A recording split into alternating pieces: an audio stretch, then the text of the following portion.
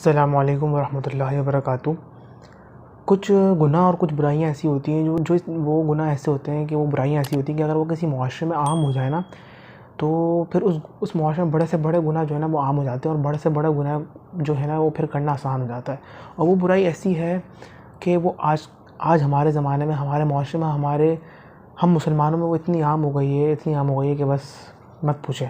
और वो गुनाह क्या है, वो बुराई क्या है, मैं आपको हदीस से समझाता हूँ। आप सल्लल्लाहु अलैहि वसल्लम की हदीस है, इज़ा लम तस्तही फस्नह मा शिअत, कि जब तुम हया ना करो तो जो चाहे करो। यानी जब इंसान के अंदर से हया निकल जाती है तो फिर इंसान जो है उसके अंदर हया निकल गई तो फिर अब वो सब कुछ कर सकता है, अब वो बड़े से बड़ा गुनाह कर सकता है। क्योंकि हया वो एक ऐसी पावर है जो इंसान को गुनाह करने से रोकती है, जो इंसान को बड़े गुनाह करने से रोकती है। और हया में ना मुसलमान मर्द और औरत को दोनों एक बहुत मेन बात का हुक्म दिया गया अल्लाह ने कुरान के अंदर। मर्दों को क्या हुक्म दिया गया और औरत को क्या हुक्म दिया गया? मर्दों का हुक्म क्या है, कुल्लिल मुमिनीना यग़ुज़्ज़ू मिन अब्सारिहिम, कि मुसलमान मर्दों से कह दीजिए कि अपनी निगाहों की हिफाज़त करें, अपनी निगाहों को नीचे रखें। आयत का मफ़हूम है।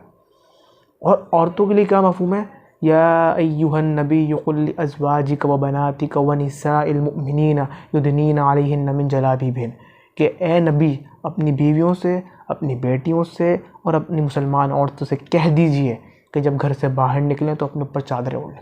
अब हमारे माशरे में ना औरतें बोलती हैं कि पहले मर्द अपनी निगाहों को नीचे रखें और मर्द कहते हैं कि पहले औरत जो है पर्दा करे। देखें, इससे कुछ नहीं होगा। हम दोनों को अपने अपने हिसाब से, अपने अपने किरदार के हिसाब से, अपने अपने हैसियत के हिसाब से हमें अपना काम करना होगा। जो हमें हुक्म दिया मर्द को वो करे, और जो औरत को हुक्म दिया वो करे। वो ये ना सोचे कि पहले औरत करे मर्द। देखिए, ताली दो हाथ से बजती है, जब दोनों हाथ यूज होंगे तभी आवाज़ आएगी। एक हाथ से ताली नहीं बजती, one hand can not clap. ये चीज़ हमें समझ नहीं आ रही है। मैं आपको एक चीज़ समझाता हूँ। देखिए, मेरे पास एक ही डायमंड है, ठीक है, एक ही डायमंड है। और एक मैं आपके सामने एक चीज़ दिखा रहा हूँ मैं, और एक ये है। इसको मैं डब्बे से निकाला और इसको मैंने जो है इसको मैंने इससे निकाला।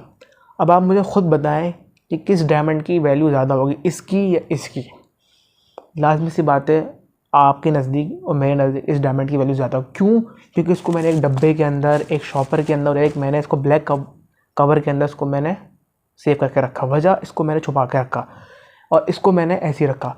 इससे मुझे एक चीज़ समझ ये आई कि जो भी कीमती चीज़ होती है ना उसको इंसान छुपा के रखता है, उसको इंसान जो है ना छुपा के रखता है। डायमंड सबसे कीमती चीज़ है और अल्लाह ने छुपाने का हुक्म किसको दिया? औरतों को, कि औरत बहुत कीमती चीज़ है। ये आज औरत जो है ना अपना मकाम खुद खो बैठी है। औरत का किरदार, औरत की वैल्यू, औरत की इज़्ज़त बहुत ज़्यादा है, हमें समझ नहीं आ रही है।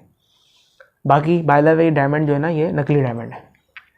और बस अपनी इंडिया डे के बाद मैं लाजमी बोलूँगा कि अपने मुल्क के लिए दुआ करा करें, उम्मत मुस्लिमा के लिए, फ़लस्तीन के लिए, और अपने दुआ करें कि हमारे मुल्क से सारे गुनाह जो भी बड़े बड़े गुनाह वो ख़ात्मा हो, बुराई का ख़ात्मा हो, बेहयाई का ख़ात्मा हो। और बस जो है दुआ करते रहे हमेशा अपने मुल्क के लिए, उम्मत मुस्लिमा के लिए।